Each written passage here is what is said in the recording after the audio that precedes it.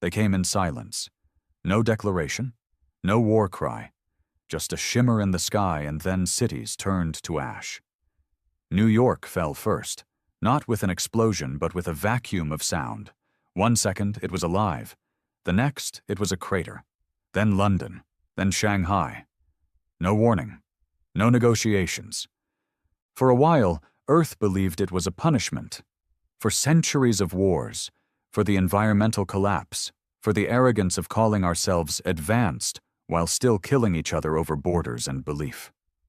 So when the skies lit up and our satellites died one by one, the world froze, not in rage, but in guilt. Maybe we deserved it. Then came the message, cold, calculated, and delivered not through any known frequency, but through thought. Everyone on Earth heard it at once, like a whisper crawling up the back of their skulls. Surrender, comply. Assimilation ensures survival. Resistance ensures extinction. There were no faces, no ships visible, just the hovering certainty of a superior intelligence. They called themselves the Ascended, a race of beings who had moved beyond flesh and time. They had no emotion. They saw no value in negotiation, only in control. The way they communicated was invasive. Thoughts we never wanted were inserted like knives into our minds. Memories of planets burning, civilizations folding, children turned to tools. And yet, Earth chose peace. We disarmed, we complied. Governments dissolved, borders vanished, religions quieted. Survival became the only god worth praying to. For the first time in history, mankind agreed on something. Stay alive, no matter the cost. But survival is a thin leash for a species like ours. My name is Reed. Just Reed. Names don't matter much anymore when you've buried most of the people who used to say yours. I was a captain once, U.S. Special Recon. Now I'm just one of the many ghosts still breathing under the weight of surrender. I lost my brother during the first strikes. He had 2 daughters. They never even got a grave.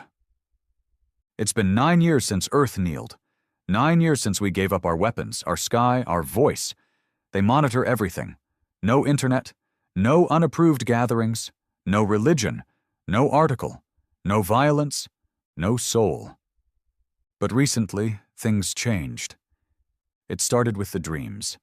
Men like me, soldiers, engineers, hackers, farmers, even ex-cons, started seeing the same images when they slept.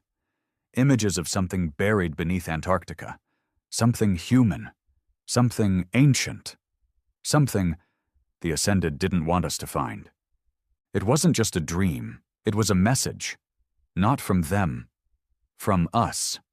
A backup plan, left behind by a generation that believed we might one day fall. And in that dream, just one line burned brighter than the rest. We chose peace once, now we choose what comes next. That was enough.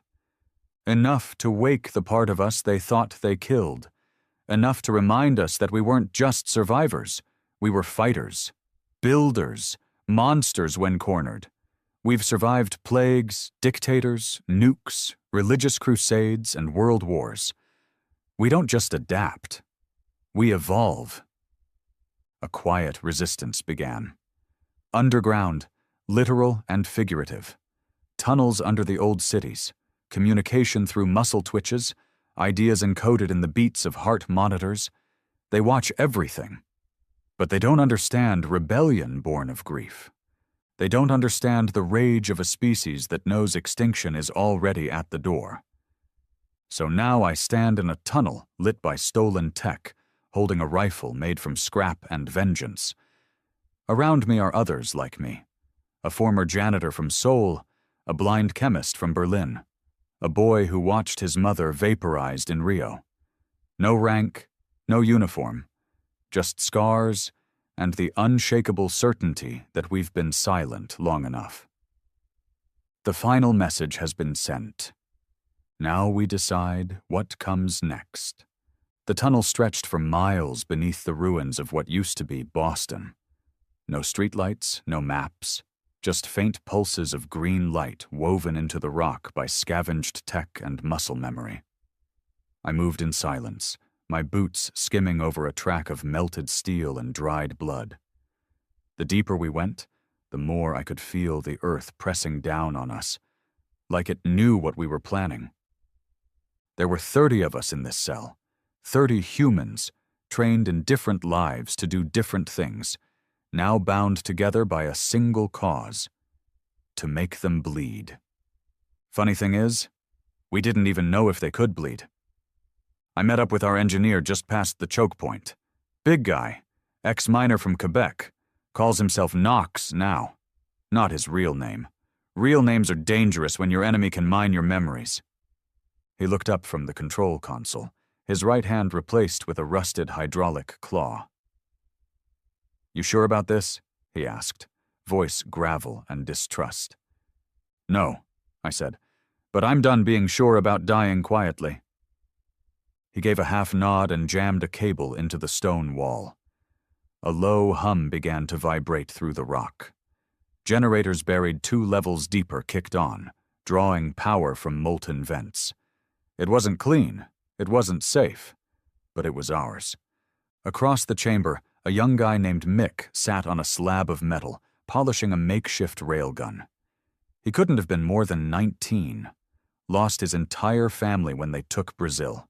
Never talked, never smiled, just stared at the floor until someone gave him a weapon. Now he stared at the enemy like they owed him something. They did.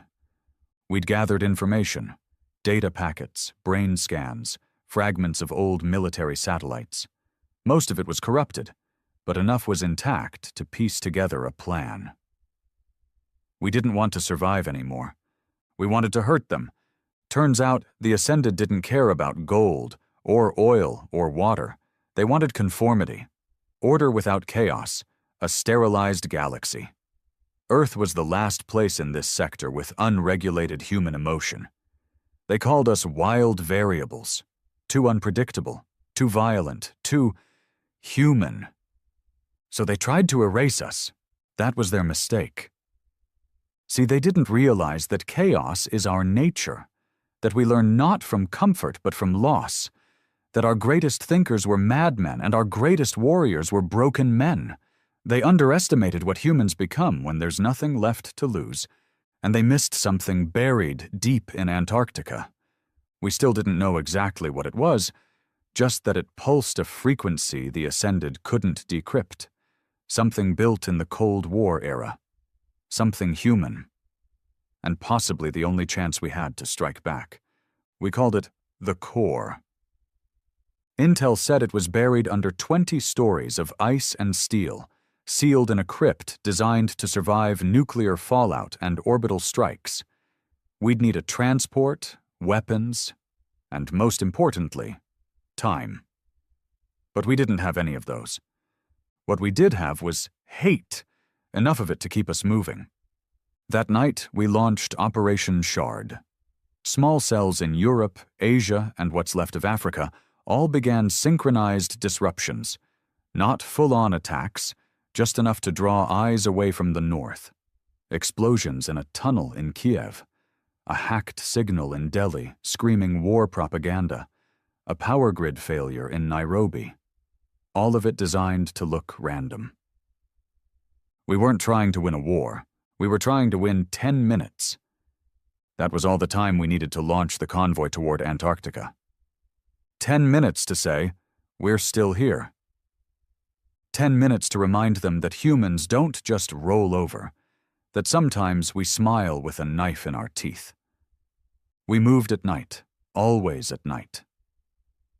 The sky wasn't safe during daylight hours. Drones buzzed like flies, scanning for anything above ground with a heat signature. Our transports were old, pieced together from half-burned tanks and decommissioned ships. The paint was peeling, the engines groaned, and the smell inside was a mix of blood and rust. Perfect. Knox drove the lead vehicle. I rode shotgun, literally. The seat beside him had a shotgun welded to the floor, just in case. You think the core's real? He asked after about 2 hours of silence. I think something's down there they're afraid of, I said. And that's enough. You know what's funny? He said, chuckling like a man who's seen too much to laugh honestly. They studied us, measured us, watched our wars, but they still don't understand us. They still don't get that fear isn't a weakness for us. I looked out the window. Snowflakes the size of quarters drifted down like ash. Yeah, I said. Fear makes us sharper. He nodded. Fear makes us dangerous. We lost the first vehicle to a patrol drone near Chile. No explosion, no warning. Just a blue beam of light, and then silence. 5 people turned into vapor. I knew one of them, an ex-firefighter from Ireland who used to hum lullabies when he cleaned his rifle. He died with his eyes open. We didn't stop. We couldn't. We buried his tags in the snow and kept going. Everyone understood. We all had someone we failed to save. The closer we got to Antarctica, the more the air changed, thinner, colder, angrier. Even nature seemed pissed at what we were doing, but we kept pushing forward.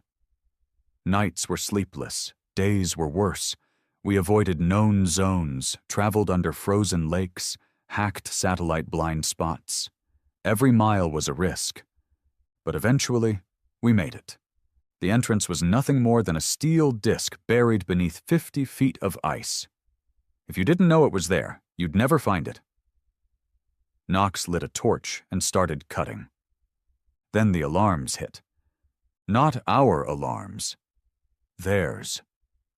A low-frequency hum tore through the air, vibrating our skulls like someone was screaming directly into our bones.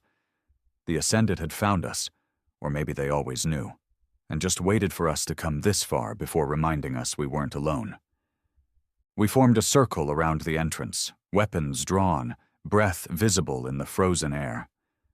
Mick stood beside me, jaw clenched. He didn't ask for orders. None of them did. That's the thing about men who've lost everything. You don't have to tell them how to fight. The first enemy arrived 30 seconds later. It wasn't a ship. It wasn't a drone. It was a thing roughly humanoid, but elongated, all bone and black metal. No face. Just a shimmer where a head should be, like a reflection in water. It moved like smoke, but faster, almost too fast to see. We shot it anyway. I don't know if we killed it, but we slowed it down enough to buy Knox the time he needed. The steel hatch hissed open, revealing a black shaft leading straight down. No light, no ladder, just cold air and the sound of something ancient calling us home. Knox looked at me.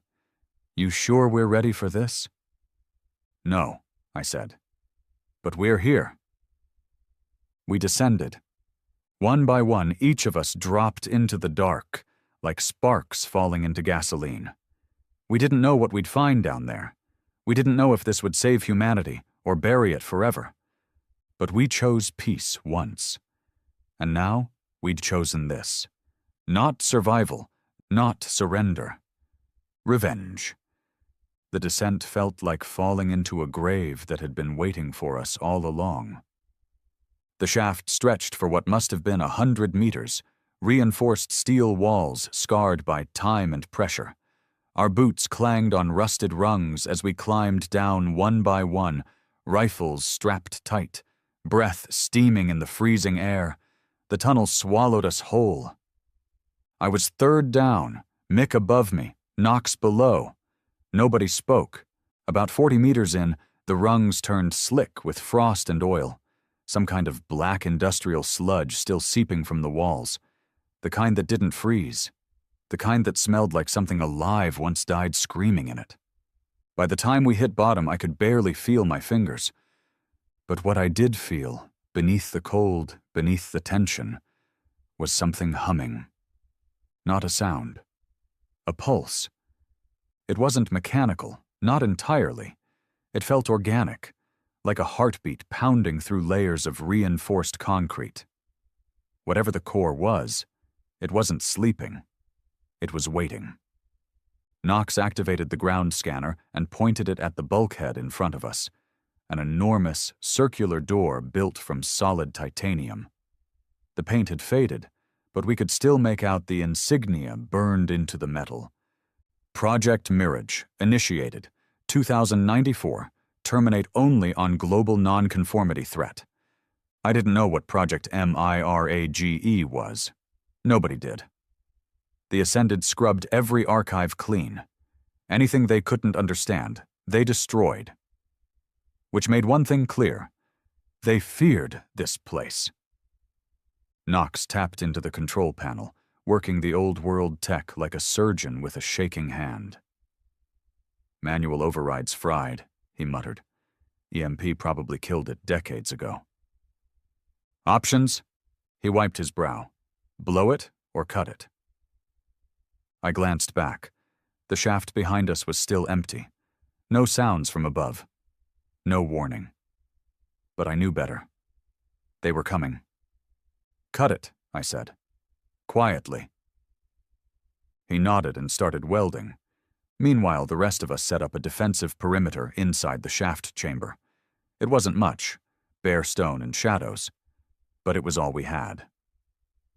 We couldn't risk radio, so we used hand signals and eye contact.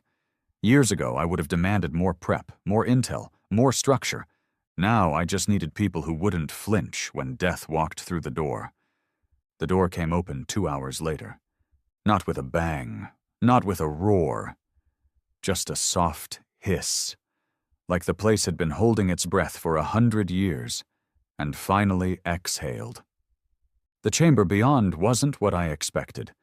It wasn't a lab, not a bunker, not a war room. It was a cathedral. Vaulted ceilings arched overhead, covered in cracked tiles painted with abstract designs, gears wrapped in DNA strands, bloodlines woven into digital patterns, stars orbiting human skulls. It was beautiful, terrifying, pure human madness carved into the bones of the earth. And at the center of it all stood the core. At first glance, it looked like a massive obsidian sphere suspended in the air, the size of a small house. It floated silently, held aloft by 6 curved metal pylons humming with energy that shouldn't exist anymore. And beneath the sphere, etched into the concrete floor in blood-red steel, the words, "When they come for the soul of mankind, let this be our scream." Mick stepped forward slowly, eyes wide. "It's real." Knox ran a hand across one of the pylons. "Not just real, still powered." I approached the orb and felt my chest tighten. Not fear, something deeper. Like my body knew it was standing in front of something built for one purpose. War. I turned to Knox. "You think it's a weapon?" He didn't answer at first, just stared at the core like it was staring back. "I think," he said finally, "it's something worse." We began scanning, running diagnostics, uploading what little software we had left. The core didn't respond like a machine. It didn't have an interface or prompts. It reacted to thoughts. Strong ones. Mick was the first to trigger it. He stood too close, got too angry, thought about his sister screaming in the fire, and the sphere pulsed. A ripple of red light surged through the chamber. Not destructive, but sentient. It fed off emotion. The same thing the Ascended had tried to sterilize out of us. That's when we understood what Mirage really was. It wasn't just a weapon. It was human emotion. Weaponized. Some bastard scientist, decades ago, had found a way to store grief, rage, fear, and hope inside a living neural structure, then encode that into something not quite AI and not quite flesh. And that something was hungry. But before we could learn more, the alarm screamed. Not from the core, from Knox's scanner. Something was coming down the shaft. Fast. Knox's eyes went wide. "They're here!" We scrambled for cover. I ducked behind a collapsed pylon, motioned for Mick and 2 others to take the left flank. We had maybe 20 seconds before they breached. No time for speeches. They came down like smoke, black shapes sliding down the walls, limbs stretched longer than anatomy should allow. Their bodies shimmered like water, and where their feet touched the stone, frost spread, cold as death. Unnatural. The first one hit the floor with a thud, and Mick shot it in the head. The thing twitched, screamed, and exploded into dust. The others didn't flinch. We fought. No strategy. No mercy. Bullets ripped through the cold. Lasers scorched flesh. Someone, maybe Jericho, maybe Levi, was screaming as he burned. One of the black things leapt at me, jaws unhinging like a snake, and I jammed a blade straight into its throat. Blood, not red, but silver, splashed across my face. Then everything went silent. The last enemy dropped, twitching and melting into ash. 6 dead. Maybe more. And the core? It had changed. It glowed now, red and white, pulsing like a heart ready to burst. Then it spoke. Not in words, not in any language. It just pushed itself into our minds. You have chosen. Knox dropped to his knees. It's sentient. Mick stepped back. What the hell does it mean? I looked at the core. Means it's awake, I said. And it was. Somehow, some way, the core had linked to us. Maybe through our grief, our rage, or maybe it always knew we'd come. Whatever it was, it had tasted blood. And it wanted more. Then something happened I can't explain. The core opened. Not physically, not with doors or panels. It just cracked open reality. A vision hit us, shared across every mind in that room. We saw Earth burning, but then we saw them burning. The Ascended, flailing, screaming, no longer invincible, falling from the sky, whole fleets evaporating under a light they didn't understand. And at the center of it all, we saw us. Not soldiers, not heroes, just humans. Bleeding, raging, refusing to die. Then the vision vanished. I staggered back, breathing hard. Knox was shaking. Mick looked like he was going to throw up. None of us said anything. We didn't need to. The core wasn't just a weapon. It was our mirror, a reflection of everything they tried to erase. And now it was part of us. We had awoken something ancient and terrible. And somewhere in the sky, I swear I could feel the Ascended panic. We didn't sleep that night. None of us could. Some sat in silence, staring at the core. Others wandered the cathedral in circles, lost in the images burned into our minds, visions of Earth reborn in fire, visions of us, ordinary men, wielding power. The Ascended could never understand. Not because it was advanced, because it was angry. The core hadn't just shown us what could be done. It had chosen us to do it. We weren't the best. We weren't the smartest.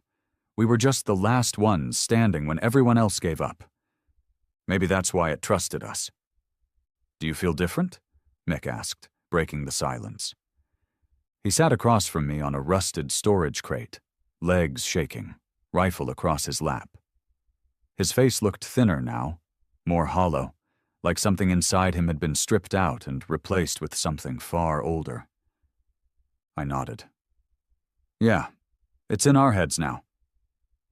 Is that a good thing? I looked over at the core, still pulsing, floating, alive, watching.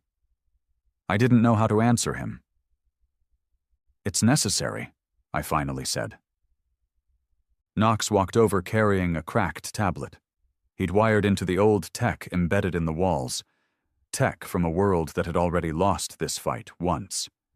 His hands were shaking, not from fear, but adrenaline. He looked like a man who'd just read his own execution notice and found it funny. "I think I found what the core can do," he said, eyes scanning the screen. "But it's worse than we thought." He passed the tablet to me. The screen flickered, cracked down the center, but the schematics were clear. No labels, no colors, just systems, interfaces, neural pathways. The core wasn't a bomb. It was a conduit. "Are those neural patterns?" I asked. He nodded. "Yeah, human ones." "You mean AI?" He shook his head slowly. "Number, these aren't programmed. These were recorded. Human thoughts, emotions, memories." I blinked. "You're telling me they put people in this thing?" "They didn't just put them in. They fed it with them." There was silence again. Heavy. Mick stood. "Fed it how?" Knox exhaled. "They found a way to record emotional trauma and transfer it into a quantum field. Pain, rage, despair, and hope. Then they looped it, amplified it, trapped it, like screaming into a jar and locking the lid. Only the jar thinks now." It made sense. A horrible, logical sense. That's why the core responded to grief. That's why it pulsed when we were angry. It had been built from people who'd suffered. It knew pain because it was pain, and now it had us. Mick paced. "So what? We have a giant ghost in a ball and no way to use it?" Knox grinned, a tired, angry grin. "Oh, we can use it. That's the worst part." He tapped the screen again and showed us the interface. A simple line of text blinked beneath the schematic. "Release protocol. Inheritance key required." "What's the key?" I asked. He looked me dead in the eyes. "It needs someone willing to die with it." My blood ran cold. So that was the catch. That was the price. The core could unleash itself, burn like a sun, fry circuits across the Ascended's networks, broadcast human pain through their entire frequency range. It could crash them, cripple their minds. It could make them feel what they tried to erase. But only if someone stayed behind. The conduit had to be triggered from within. Mick shook his head. "Number, we find another way. We use it as a signal booster, bounce it off satellites. Hell, throw it into orbit if we have to." Knox looked at him flatly. "You don't throw God into orbit, kid. You kneel or you burn." I leaned against the pylon, jaw clenched. This is what it meant. We weren't chosen to survive. We were chosen to decide. A voice buzzed in our heads then, not English, not even words, just pressure, foreign, cold, the Ascended. They had found us again. The core responded instantly. Its pulse turned red, loud, almost angry. Lights flared across the cathedral walls, strange symbols glowing in patterns none of us could read. "Status?" I snapped. Knox tapped into the scanner. 3 ships incoming. Atmospheric breach in 30 minutes. No chance of outrunning them." "So we fight," Mick growled, loading his rifle. But even he knew it was suicide. We couldn't win a direct fight against Ascended war drones in the open. Not with scrap weapons and half-dead men. The only chance we had, the only chance Earth had, was to make this place matter. To make this pain mean something. And that meant one of us had to die here. I stared at the core, heart beating like a war drum. I knew it would be me. I'd always known. I was the oldest. I'd led the team, dragged them into this mess. I was the one with nothing left up top. No family, no name worth saving, just scars and rage. And maybe that's exactly why the core picked me. It didn't need a hero. It needed a fuse. I turned to Knox. "Prep the conduit." He froze. "Read. No arguments." Mick stepped forward, panicked. "You don't have to do this. There has to be another way." "There isn't," I said firmly. He opened his mouth again. but I stepped close. Listen, kid. This isn't about martyrdom. This isn't about glory. This is about hurting them. They don't understand pain because they've never had to carry it. I have. We all have. And now I'm going to give it to them. He shook his head, his voice cracking. You're not the only one who's lost people. Number. But I'm the only one who's ready to go with it. He backed away. I walked up to the core. Its surface shimmered, like it recognized me, welcomed me, the way a coffin welcomes a body. Knox keyed the override. A compartment opened on the side of the sphere. A hatch just big enough to step inside. Inside there was no light, no walls, just warmth, like sinking into blood. The moment I stepped in, the voices began. Not words, not sound, memories. My brother screaming in the rubble. A little girl's laugh, silenced by a drone strike. My own voice crying out to God in a field of ashes. All of it poured into me, and through me, into the core. It began to glow. Outside, I heard Knox calling out. Ships in visual range, they're descending. Then I heard Mick again, shouting, They're jamming the entrance, we're trapped! I closed my eyes.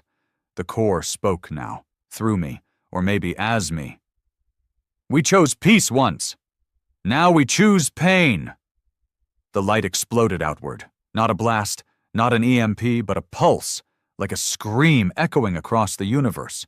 The raw weight of every death, every betrayal, every hopeless moment a human ever endured, funneled through a single man and fired straight into the sky.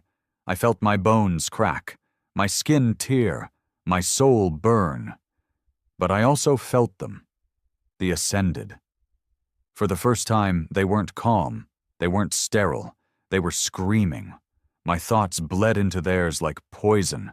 I showed them every city they burned, every child they orphaned, every soldier they erased. And I let them feel what it was like to be us. Alone, angry, refusing to die. They staggered, their ships twisted. One dropped from the sky like a wounded bird. Another burst in midair, unable to contain the raw psychic feedback. They couldn't handle it. They couldn't process pain. And I was giving them all of it. One last thought entered my mind as the core began to collapse in on itself, dragging me with it. A voice, not my own, soft, human, tired. They will remember your scream. Above ground, hours later, the sky was clear. For the first time in years, the satellites were silent. No ascended presence, no drones, no orders to kneel, just silence. Knox stood outside the collapsed crater with Mick and the survivors. His face was pale, lips trembling. He did it, Mick whispered. Knox didn't reply. He just stared at the wreckage. And above them, somewhere in the darkness, Earth began to breathe again. Because someone chose not to, the crater still smoked 3 days later. Ash drifted across the snow, mixing with the bloodstains frozen into the ice. The air felt different now. Less sterile. Heavier. Like something sacred had been broken, and the earth was waiting to see what would crawl out of the wreckage. Knox stood at the edge, hand shaking around a dented canteen. He hadn't slept since the core detonated. Not really. Every time he closed his eyes, he saw Reed's silhouette swallowed by red light, felt the pulse of pain ripple across his spine like 1,000 knives. Mick sat a few feet away, staring into the pit. No expression. Just numb silence. There wasn't a body to bury. The core didn't leave remains. It absorbed them, burned them down into memory and signal. Reed wasn't gone. He had become the weapon. His rage, his grief, his humanity had fused with the last tool Earth had left, and in doing so, he did what no army ever could. He made them feel, and they couldn't handle it. Reports came in slowly, from whispers and encoded fragments passed through old HAM radios, hidden mesh nets, courier runners. Ascended systems were collapsing. Their drones short-circuited mid-air. Their ships fell from orbit. Entire command vessels melted from the inside as someone, pushed human pain directly into their neural cores. For the first time in centuries, the enemy faltered. And the world noticed. Nox huddled in a makeshift shelter by night, scribbling notes onto salvaged parchment. Electronics were fried within 50 kilometers of the core's blast. Anything digital buzzed with static and screamed with voices that didn't belong. He'd lost 2 engineers already. Both slit their wrists after trying to decode what was left in the comms array. One whispered Reed's name as he bled out. Not a curse. A prayer. Mick approached him by the fire, a rough blanket over his shoulders. "People are calling it the Reed Pulse," he said. Nox didn't look up. "Cute.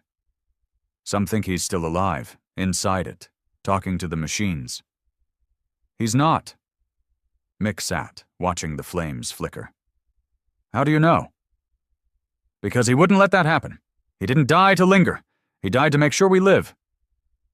He didn't say it bitterly. Just the truth. Mick nodded. "So what now?" That was the question no one wanted to answer. The Ascended weren't dead, just wounded, paralyzed. They had always been distant. High-orbit operators, sending drones and puppets. Their true forms had never descended. Until now.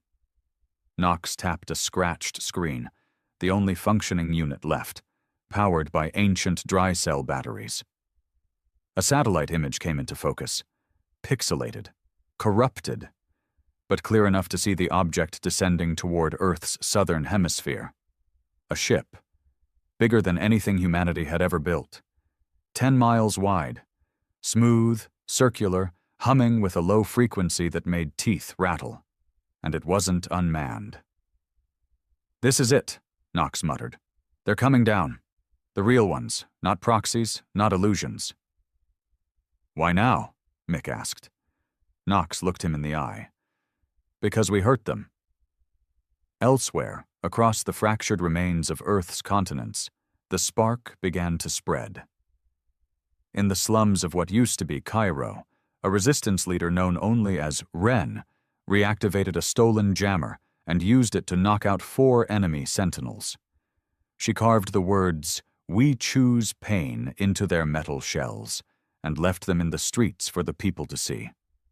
In the underground ruins of Tokyo, a blind man named Urato led 40 survivors to a hidden military cache long thought buried. They didn't find weapons. They found data, maps, blueprints, files from before the fall, records of Project Mirage, redacted logs, conversations from generals who knew surrender was suicide. And in the heart of what used to be Texas, an old war dog named Briggs, once a drunk nobody listened to, led the first successful ambush on a hybrid Ascended ground troop using nothing more than analog explosives and raw hate. All of them had heard the same thing when the core went off. Reed's scream. It wasn't just noise. It was embedded in every circuit, every broken frequency, every damaged ship that tried to crawl back to orbit. His final thought, the echo of a man who'd lost everything and chose vengeance over silence, had become Earth's war cry. And that terrified the Ascended. Because they didn't understand what comes after peace fails. They didn't understand what a desperate man becomes when there's nothing left to negotiate. Back in the crater, Nox stared at the crude comm station they'd assembled. Static. Screams. Occasional patterns in the noise. One message kept repeating in bursts, distorted but persistent. He played it again. "His pain infected us. Purge protocol failed. Unit collapse imminent." Not from humans. This came from them. They were trying to warn each other, trying to regroup, trying to isolate the infection. They thought humanity was a disease. They weren't wrong. We were. But not the kind that dies off. The kind that evolves. Mick returned with supplies, scraps of meat, water, strips of cloth. He dropped them without speaking, but Nox could see the boy was different now. Not softer, not harder either. Just focused. Grief had matured into intent. "You're ready," Knox said quietly. Mick didn't ask how he knew. He just nodded. "Good, because we don't have time." Knox laid out the old maps. Not digital, paper, the only way to avoid detection now. "They're sending something big, maybe final. That ship in orbit? It's not here to talk. It's here to end the story." "Then we write a new one," Mick said. Knox looked up. "Damn right." They spent the next 8 hours plotting coordinates, making contact with other resistance nodes. Most were fragmented. Some didn't respond. A few had already been wiped out. But enough survived. Enough were ready. This wasn't a war they could win conventionally, but it wasn't conventional anymore. Reed's final act hadn't ended the war. It had restarted it on human terms. No rules. No diplomacy. Just pain. And for once, the enemy would have to feel every bit of it. 1 week later, across a ravaged battlefield in Argentina, the first Ascended in flesh finally touched Earth's soil. The air turned to mist around its arrival. Animals collapsed within a mile. Plants blackened. It stepped out of its craft like a god descending into hell. No face, no mouth, a shimmer where eyes might have been. It moved without sound. It didn't need weapons. It was the weapon. Resistance fighters nearby panicked, even hardened men and women who'd seen family vaporized. Some fled. Some shot wildly. None of it mattered. The creature moved through them like fog through light, untouchable. Until one man walked toward it with something in his hand. Mick. He carried a small black box, nothing fancy, built from salvaged pieces of the core, a gift from Knox. The creature paused. Something in the air twisted. And then the box opened. The scream erupted again, Reed's voice, distorted and raw, no longer a man but a force. It tore through the valley like thunder and lightning mixed into bone. And for the first time ever, the Ascended staggered. It screamed, not in noise, but in silence, a psychic shockwave that shattered trees and broke glass and made even the ground groan. The creature fell to its knees, then exploded. Nothing dramatic, just ceased to exist. Mick stood in the crater it left behind, bleeding from both ears. He smiled through cracked lips. "Welcome to Earth, asshole." And just like that, the war changed again. We weren't the victims now. We were the virus, and they had no immunity, because pain, real human pain, isn't weakness. It's a language. And now they speak it too. The thing they never understood, the thing that killed them before they even landed, was this. We don't need to win. We just need them to bleed.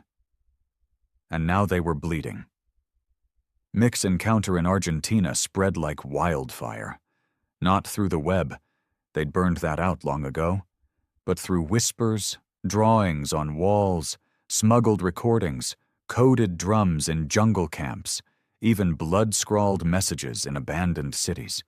One scream, one soldier, one enemy turned to ash. It shattered the myth. For years, the Ascended had presented themselves as untouchable. Gods, minds beyond flesh, beyond fear. But when one of their physical avatars collapsed under the weight of a single voice, Reed's voice, it proved they could fall. And if they could fall, they could be hunted. We called them Eidolons, the physical ones, the real Ascended. Not the drones, not the machines. These were their bodies, maybe projections, maybe partial incarnations, maybe something worse. But they bled. They screamed. They died. Not easily. But nothing about us ever was. Knox had relocated to an underground rail depot in the Siberian wastes. It wasn't much. Cold, cracked concrete with rusted Soviet piping overhead. But it was enough to work. More importantly, it was off the grid. No electronic signals. No heat spikes. The Ascended couldn't detect it unless they stumbled into it, and by then, it would be too late. We were building something. An amplifier. He called it the choir. Reed's scream was a single shot, Knox explained, pacing the icy floor as frost clouded his breath.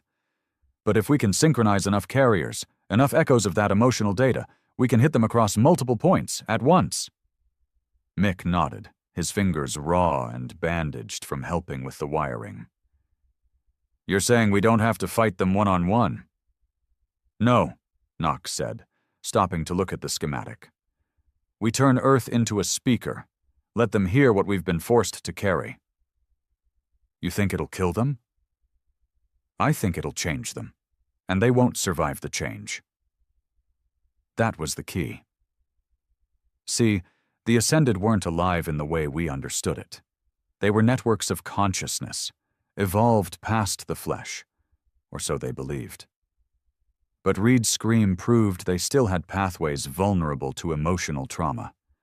Empathy didn't evolve out of them. It was burned out. Now we were putting it back in, forcefully. We found 6 carriers. Humans who'd made direct contact with fragments of the core's energy. Survivors of Ground Zero events. People like Mick, who had heard Reed's final moments not just with ears, but in their blood. They were walking contagions now. Touched by something ancient, something uniquely human. One of them, a woman from Belarus named Nadia, couldn't speak anymore. Her voice had been replaced by a constant low hum that made radios crackle and babies cry. Another, Tomasz from Warsaw, had seizures every time he got near anything electronic. But during those seizures, he transmitted Reed's thoughts in bursts of Morse code. None of it made sense to outsiders. But to us, it was the new language of vengeance. Mick became the anchor, the first vector, the one who survived direct resonance and came back stronger. He'd stopped shaving. His hands shook when he wasn't moving. Sometimes he'd wake up in a cold sweat, mumbling lines from dreams that weren't his. But when he stood near the makeshift choir rig, it sang. A frequency like bones snapping underwater. A sound you didn't hear so much as feel, in your teeth, your spine, your soul. Knox was still trying to quantify it, map it, control it, but I knew better. This wasn't technology. This was a curse. The first choir test happened in the ruins of Istanbul. The Ascended had repurposed the city into one of their main relay hubs. Massive spires of pulsing crystal growing out of the Hagia Sophia like tumors. The sky buzzed with drones. Locals called it the Temple of Silence. We changed that. We sent in Tomasz with the choir device wired to his body. He was carried in by a caravan of desperate fighters, men who'd lost wives, sons, homes, identities. They didn't need to understand how it worked. They just needed it to hurt. The choir was triggered at 2:03 a.m. No lights, no explosion, just a pulse. A wave of rage, grief, betrayal, and unrelenting human sorrow detonated like a silent bomb across the city. Ascended drones fell mid-air. The crystal spires cracked, howled, and then shattered. The entire network collapsed. For 3 hours, every machine within 50 miles screamed with Reed's voice, looping endlessly. You erased our gods, now meet ours. The Eidolons stationed there, identified only from black box footage, disintegrated. No bullets, no blades, it melted, screaming. And now they were responding, not retreating, not attacking, changing. We intercepted signals, glitched broadcasts that carried fragmented thoughts, ascended minds trying to make sense of what was happening. Infestation is conceptual. They transmit emotion like a virus. Containment impossible. One signal was clearer than the rest. They were not supposed to adapt. They were supposed to obey. That's what this had always been about. Not survival, not conquest. Control. They thought Earth would kneel forever. They never expected it to scream back. Knox's final plan was simple, in the way all mad things are simple. We hit them where they started, high orbit command. Their real network, hidden above Earth's orbit, where their true forms pulsed inside energy cocoons, manipulating proxies and puppets. They'd stayed out of reach for years, always watching, always safe. Not anymore. The choir wasn't just a weapon now. It was a beacon, a signal that could climb all the way into space if we built a final amplifier, if we launched it straight into their command hub. But we needed a delivery system. We needed a team. And we needed someone ready to finish what Reed started. Mick didn't volunteer. He claimed the job. No one argued. He was already half ghost anyway. Every day, the core fragments inside him pulled tighter, latching into his nervous system. Soon, he wouldn't be human anymore. But until then, he was our bullet. Knox sat with him the night before launch, drinking from a dented flask. "You scared?" he asked. Mick shook his head. "I'm furious." Knox smiled. "Good. That's what they don't get. That's what keeps us going. They think pain is weakness. They're wrong." Mick looked out at the broken sky. They're about to learn what pain really is. The shuttle was old. Soviet design, nuclear propulsion, no AI, no smart tech, just steel and guts and fury. Perfect. They strapped the choir device to Mick's chest, hardwired it to his nervous system. He wouldn't need to trigger it. His heartbeat would do the job. The launch site was silent, no ceremony, just the grind of gears and the hiss of old engines. As the shuttle rose, the ground trembled, not from the power, but from what was coming next. Because if Mick reached them, if that final scream reached the core of their hive minds, then the war wouldn't end. It would truly begin. One where they'd finally understand the hell they made. And we'd no longer be fighting for survival. We'd be fighting to make them remember. The sky had no stars anymore. They'd gone dark years ago, blotted out by the artificial orbitals, massive ascended structures hanging in silence, casting Earth in shadow. Every one of them a fortress, a nerve center, a parasite. Now, they were shaking. We didn't see it from the ground, not at first. But our hacked infrared scopes showed the truth. Wobble, tremor, panic. Their satellites were spinning off alignment.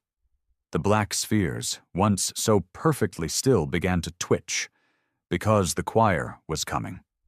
Mick's shuttle tore through the atmosphere like a relic of a forgotten god.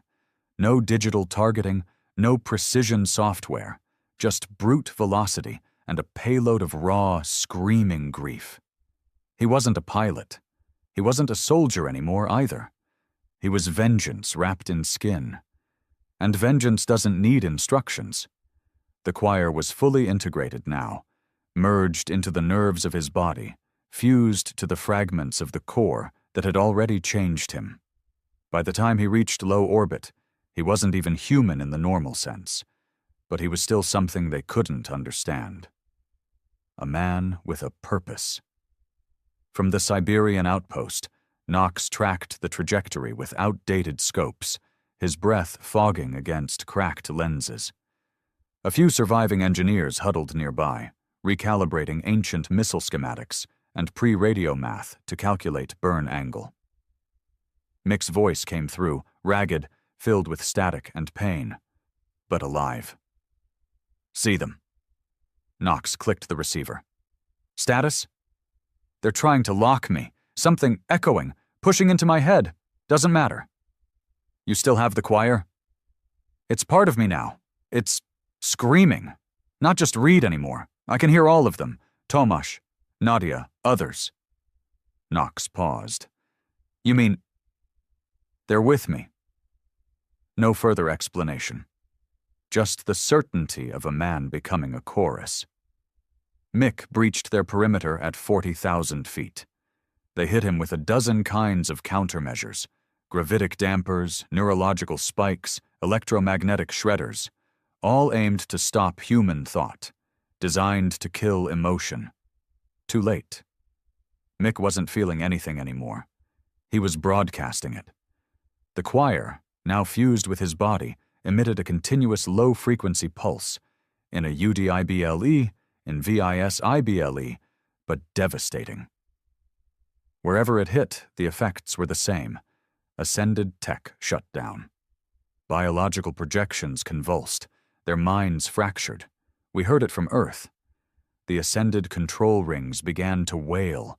Not alarms, voices. Digital, distorted, wrong, like children crying through broken radios. They weren't used to emotion. They'd spent centuries purging it, sterilizing themselves, cutting out guilt, fear, anger. Now it was pouring into them. They couldn't process it, couldn't fight it. They could only try to contain it. Mick's shuttle crashed into the largest orbital, designated Nexus Prime by old Earth defense intel. It was where they'd coordinated the first purge strikes, the place where the order to erase us had begun. He didn't wait for confirmation, didn't wait for permission. He activated the choir at full amplitude, and Earth shook. The scream that followed wasn't just noise, it was memory. Reed's final thoughts, fused now with every lost soul who had come after, ripped through the digital space like a god's thunder. It carried the fear of mothers clutching dead children, the rage of sons watching cities fall, the cold silence of old men digging shallow graves for their legacies, the betrayal of peace treaties laughed at by steel mouths. And layered inside it all was Mick's voice, raw and unfiltered. You wanted silence. You get us instead. The effect was instantaneous. The nexus cracked, not with fire or debris, not like human structures collapse. It fractured inward, like a mirror shattering into itself, like reality itself recoiling from the weight of what it felt. Every ascended consciousness connected to that system was exposed. No firewalls, no layers, no protection. For the first time, their souls were vulnerable. And humanity, brutal, irrational, grieving, violent, poured in. Back on Earth, Knox stood outside the outpost, watching the skies with bare eyes now. He didn't need screens. He could feel it in his bones. Across the planet, ascended drones dropped from the air like dead insects. Control towers folded in on themselves. Crystals imploded. Psychic pulses from orbit twisted their own machinery into knots. The Earth's sky was no longer theirs. He turned to the others. It's working. But not everyone celebrated. Some screamed, fell to their knees, covered their ears, even though the sound was inside their heads, not outside. The choir wasn't kind. It wasn't built to save. It was built to remind. And humanity was remembering everything at once. Mick didn't survive the impact. But in a way, he never hit the ground. His body was consumed by the choir's final surge. His last signal, barely decoded, was a whisper. Give them hell. His pulse faded, but the signal didn't stop. Somehow, even in death, he remained part of it. Knox's last reading showed his neural pattern burning into the orbital matrix, hijacking it like a virus, taking root inside their systems, and then doing what humans do best when pushed to the edge, burning everything down. Within 24 hours, 4 major ascended orbitals collapsed. 12 eidolons were confirmed dead. 17 drone factories exploded from inside, their signals fragmented, their hive minds disconnected. And then, for the first time since the invasion began, there was silence. True silence. No psychic pressure, no whispers in the back of our skulls. Just wind. Knox didn't believe it at first, thought maybe the equipment had failed. But then he saw the birds flying again, felt the static in his bones ease. And across the ruins of old cities, people looked to the sky without fear. For the first time in decades, they didn't see them. They saw possibility. But it wasn't over. Knox knew better. "They're still out there," he said, voice low, tired, resolute. "Not all of them died," said one of the engineers. "Number but enough did that they'll have to rethink their place in the universe." "And us?" Knox looked toward the sky. "We just told the galaxy a truth it forgot." "What's that?" He lit a cigarette with shaking hands. "That humans don't survive because we're smarter or stronger. We survive because we don't quit, even when the math says we should." "And now?" Knox took a drag and exhaled slowly. "Now we go find the rest of them, and we make them feel it." Across the stars, as systems recalibrated and minds recovered, a message kept pulsing in the hidden frequencies, left behind by Mick's final act. We chose peace once. Now we choose what comes next. And this time they heard it, loud, clear, human. The silence was worse than the war. In the weeks after Mick's final broadcast, after the choir tore through Ascended Command, there were no counterattacks, no death rays from orbit, no psychic ruptures, no more eidolons descending like gods. There was nothing. We waited. Every day. Every hour. But they didn't come back, not to fight, not to negotiate. They just disappeared. High-orbit readings were quiet. The great artificial rings that once glowed like halos around Earth hung still and cold. Debris floated aimlessly where control ships had once pulsed with other-worldly power. The sky was empty, and it felt wrong. Like walking out of a decades-long prison cell only to find the guards had vanished, the walls crumbling behind you.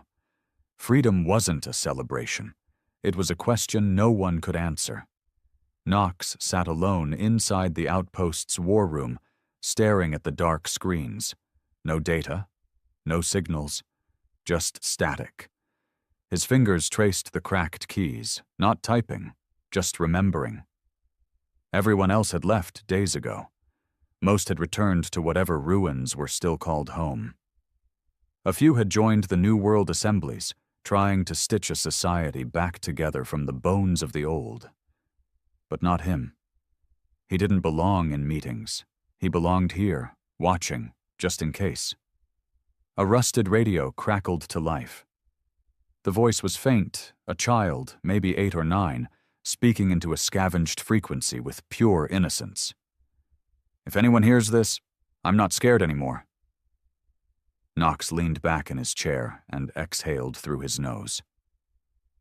That was worth all the blood. The world didn't rebuild. Not exactly. There was no government strong enough to demand reconstruction, no global economy to revive, just clusters of humans, some angry, some broken, all changed, trying to figure out how to live without a boot on their throat. In New Africa, they built settlements out of wrecked drone parts. In the Americas, bands of engineers began rewiring old satellites, not to watch for ascended ships, but to locate surviving archives. Article history, music. A group of children in what was left of Mongolia painted murals of Reed and Mick on the side of a rusted carrier tank. Their hands were too small for precision, but they painted anyway, with bright reds and blacks and white streaks of fire. They called the mural the Last Scream. Some treated them like gods. Some whispered they were still out there, Reed and Mick, somehow uploaded into the choir, haunting the stars, watching. Others just carried their names like scars. Not heroes, not saints, examples. Knox was visited once, weeks after the choir strike, by a young man named Dario. He was maybe 20, all nerves and crooked teeth, carrying a journal filled with codes and memories. "I found this near the Corps' ruins," Dario said, placing it gently on Knox's desk. "Don't know if it matters anymore." Knox opened the book. It wasn't full of tactics or schematics. It was Reed's notes, handwritten, before the final descent, before the scream, before he became legend. Scrawled at the bottom of one page, under a rough sketch of the core's interior, were 7 words. Make them feel it. Make them remember. Knox stared at it for a long time. Dario cleared his throat. There's more. He handed over a small, dusty drive. It's audio. From Mick. Last words. Knox hesitated, then plugged it in. The voice crackled, full of static and pain, but unmistakably human. They wanted silence. They thought we were a problem to clean. But we're not a stain on the galaxy. We're the warning label. If this gets out, if anyone else in the stars sees what happened here, let them know. We chose peace. You chose regret. It cut out there. No goodbyes. No crying. Just that hard, flat truth.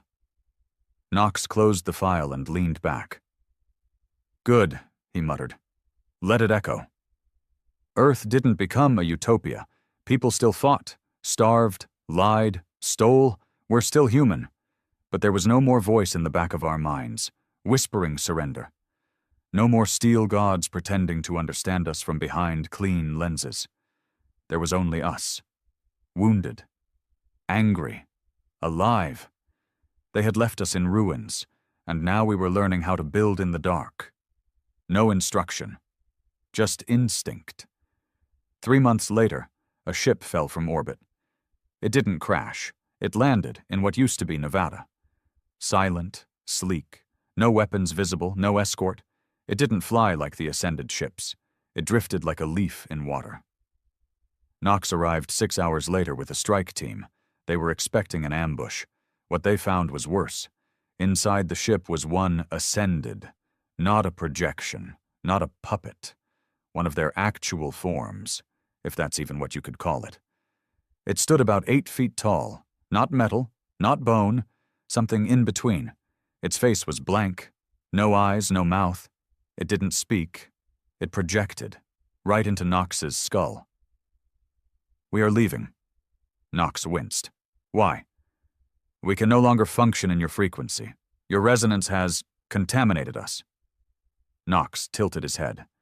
You mean emotion? Pain, regret, anger. These do not serve purpose. Knox smiled grimly. No, but they make us dangerous. The entity twitched. Others will come, different species, other minds, not like you. They will find your noise unbearable. Knox shrugged. Good. They will try to kill you. Knox stepped forward. Number, they'll try to understand us. And if they're smart, they'll listen. The ascended figure hesitated. What will you do with the quiet now? Knox looked toward the sky. Build a warning sign, and leave the gate open. The figure shimmered, tilted its head, and then collapsed into a puddle of light. Gone. No sound, no weapon, just an admission. They lost. 5 years later, Earth was different, still fractured, still healing, still itself. But better. Not because we won, but because we remembered who we were.